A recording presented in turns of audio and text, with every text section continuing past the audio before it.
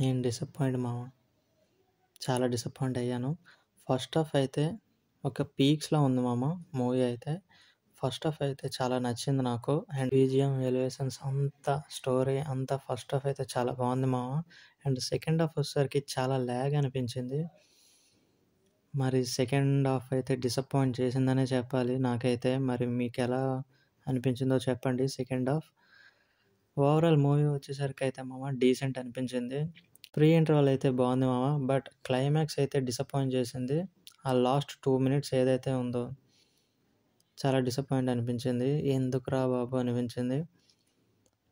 Fight scenes అయితే single సైడెడ్‌గా ఉన్నాయి మామ. నాకేదోలా అనిపించింది. జాన్వీకి ఏ స్కోప్ లేదు మామ. ఒక సాంగ్‌లోనే ఉంది. అది పార్ట్ 2 అవసరం లేదు మామ. పార్ట్ 2కైతే స్టోరీ అంత లేదు అనిపించింది.